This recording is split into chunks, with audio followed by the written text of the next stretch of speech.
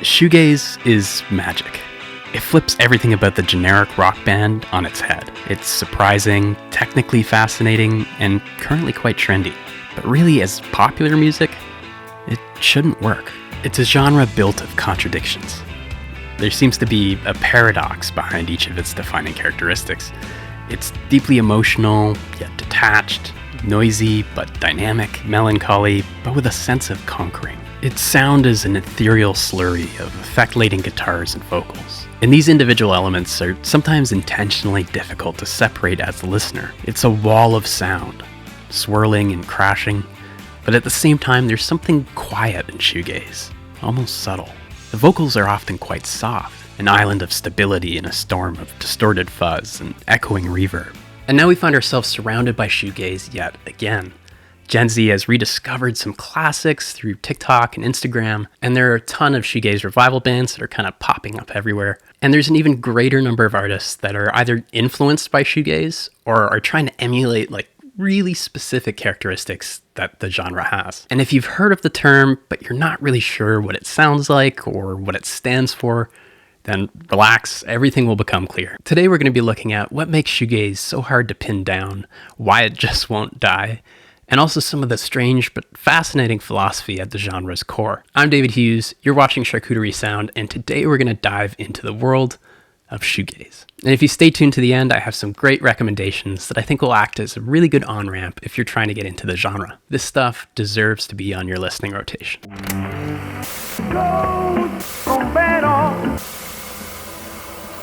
Okay, let's get it out of the way.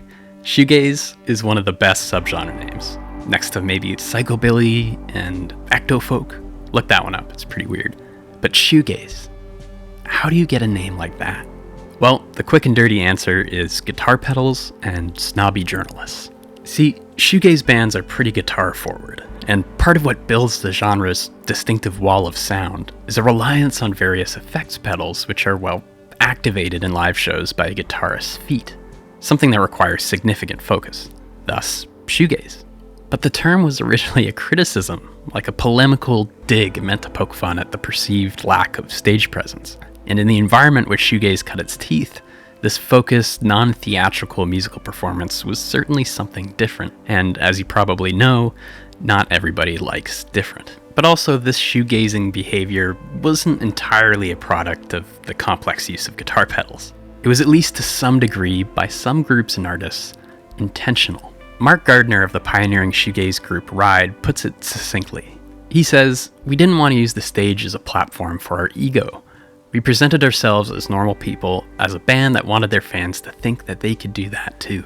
That being said, shoegaze is a genre that's made interesting by far more than just its name.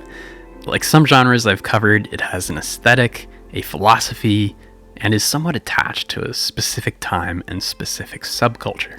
Now, in order to understand shoegaze, you really have to know where it comes from, and I think that's something true of every genre. But in this case, that is without a doubt the United Kingdom and Ireland during the late 1980s. But as I often say, genres rarely burst forth from a single source, and the same is absolutely true of shoegaze. There were a lot of musicians who were floating around in the same scenes, tired of the 70s and 80s performative maximalism, but also unsatisfied with punk rock's confident response. These people were outsiders, lovers of psychedelic rock, new wave, and art music. That being said, if you were forced to drop the needle on the start of the shoegaze era, you could probably do worse than My Bloody Valentine's 1988 record, Isn't Anything. Of course, there were groups before My Bloody Valentine who helped form the shoegaze sound, the most notable examples being the Jesus and Mary Chain and the Cocteau Twins. But in my opinion, the full shoegaze sound hadn't fully developed yet. I think of this as more like proto-shoegaze. But it seems as soon as the scene coalesced into a well-defined style, it had earned its first haters. The same critics that gave shoegaze its originally derogatory name also took issue with the scene that it came from, calling it the scene that celebrates itself. This is a dig at the scene's perceived insularity and self-seriousness, I guess. But when you think about it, it's really kind of a strange barb, you know? Most scenes that give birth to genres have a small orbit of groups that know each other and collaborate, borrow ideas. In fact, I think it would be pretty strange to find a scene that didn't celebrate itself, DC hardcore to New Orleans jazz. But by the early to mid-90s, the shoegaze sound had found its audience. This is the era when bands like Lush, Chapter House, and Slowdive really hit their stride and released a slew of really incredible albums. But all good things must come to an end, and shoegaze's golden age in the early 90s didn't last forever.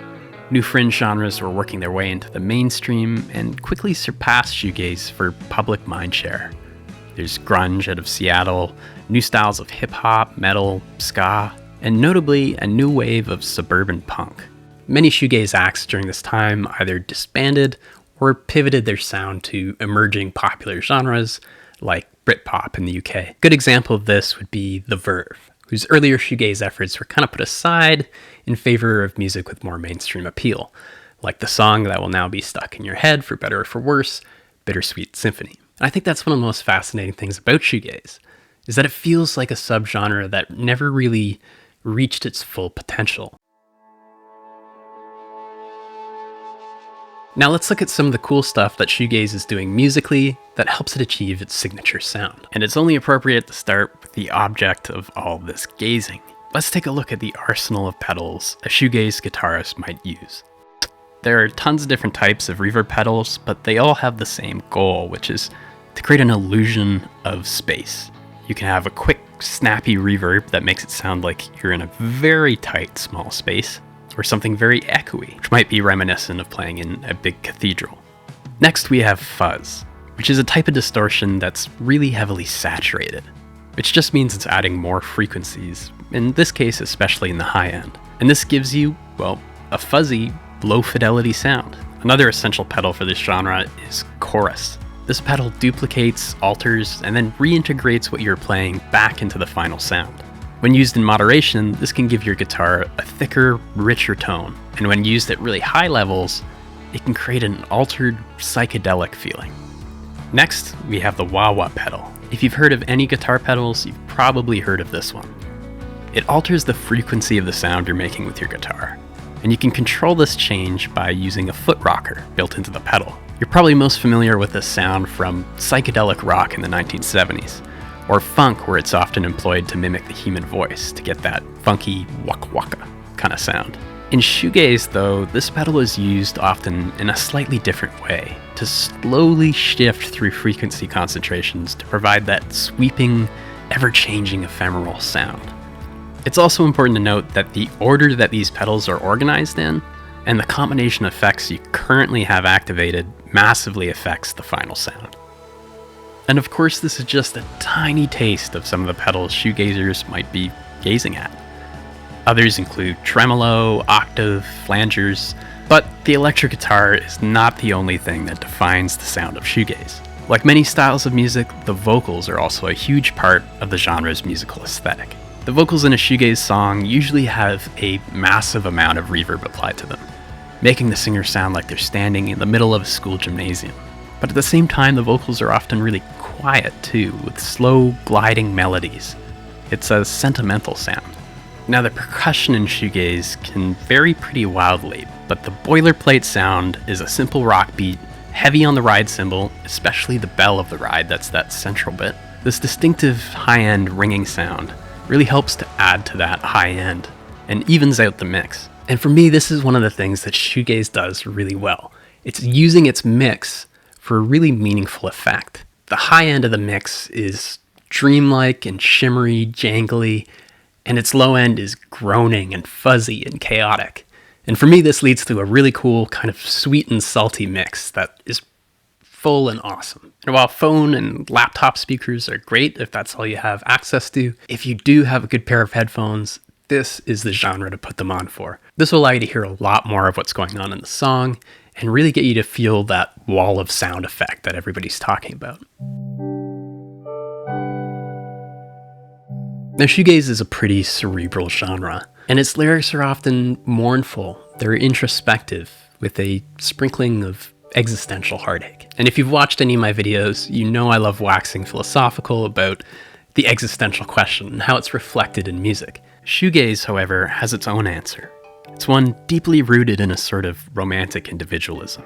There's passivity here, malaise, recognition, an unflinching but tender appreciation of our own internal emotional worlds. And shoegaze doesn't offer popped-up bliss, nor do I think it sinks entirely into pure self-indulgent melancholy. Instead, it's distant but aware, almost numb, which is partly why I think shoegaze is seeing such a revival.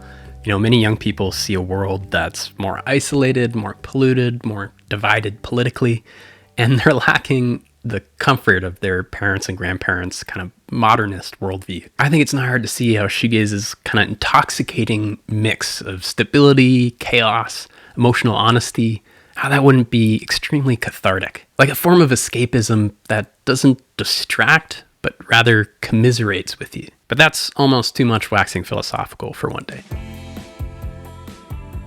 And I would say, yes, without a doubt, shoegaze is back. And I think it's more than just a social media trend. There are a lot of new bands in this space, and I'm hearing old shoegaze songs on like the alternative and indie radio stations around where I live. 4 or 5 years ago, I never would have heard. It's really cool to see. But also, like most revival movements, this second wave of shoegaze has stretched the genre's definition, including more elements from 2010s indie music and influence from other genres. And a lot has happened musically since 1996. Although there are some shoegaze fans that deride this shift as diluting what makes shoegaze so special. And that's a perspective that I sympathize with. I think it's all right to be upset that something you love is changing. But I also don't see a problem with genres taking on new aspects. I think of it as an inevitable characteristic of genre revival. But what I think is more frustrating for shoegaze heads is that people are confusing shoegaze for other alternative movements. In a world of hashtags, you can make anything searchable under a certain term, which kind of creates this self-perpetuating cycle as people are exposed to mislabeled music and have their understanding of the genre's defining characteristics skewed as a result. But shoegaze doesn't just live on as a revival or like a greatest hits genre. Traces of its distinct sound can be heard in a lot of indie and alternative music from the mid-90s till today. You can really hear it with artists like the Smashing Pumpkins or even Arcade Fire. And if you don't believe that one, listen to the song Empty Room off of 2010's The Suburbs. You can hear a hint of shoegaze in there. Maybe it's just me. Listen to it, tell me I'm wrong. So just a quick note before I get into my recommendations, this is by no means a definitive list. I might miss something that you think is essential listening or have added something that you would omit. This is just my curated list that I think acts as a good on-ramp for someone who wants to get into the genre. And with that out of the way, here we are. 6 shoegaze albums by 6 different groups. And these are all first wave shoegaze, but if you listen to these and you love what you hear, I'm hoping that you'll check out some of the fantastic contemporary revival acts that are out there. First off, we have My Bloody Valentine's Loveless. This is often pointed to as the quintessential shoegaze album, and it's an absolute classic of the genre. Check out the song Only Shallow. If you're new to this genre, it might be a little bit intense, but I still think it makes a great starting track. Next up, we have Souvlaki by Slowdive. This is another foundational album with some incredible guitar tones and distant, heartbreaking vocal melodies. Check out the song Allison. For number 3, we have Spooky by Lush. Now this group was right there at the beginning of it all, but even in 1992, this album has little fear of experimentation, with sounds that could belong on a punk or even a new wave record. And for number 4, we have Whirlpool by Chapter House. This is a personal favorite of mine. It's a great album from beginning to end. There's very little filler, and I think it's really hard not to fall in love with the energetic opening track, Breather. Next up, we have In the Presence of Nothing by Lilies. Just another really solid album. There might be a little bit more dissonance here than you're used to, but remember, it's all about those shoegazy vibes. And finally, for number 6, we have Delaware by Drop 19s. If you've liked what you've heard so far, there's a chance you might dig this great American shoegaze act that's rule-breaking. There's no shortage of low-fidelity charm. This really is a great find. I don't think I would start here, but it really is a great place to end up. Well, there you have it, some essential listening for anybody who wants to know what shoegaze is all about. Well, I really hope that you give some of those recommendations a listen. If you're new to the genre, please let me know what you think. And if you at any time find yourself enjoying this video, please like or subscribe. It really helps the channel, and I really do appreciate it. And as always, stay curious, keep listening, and I'll see you next time.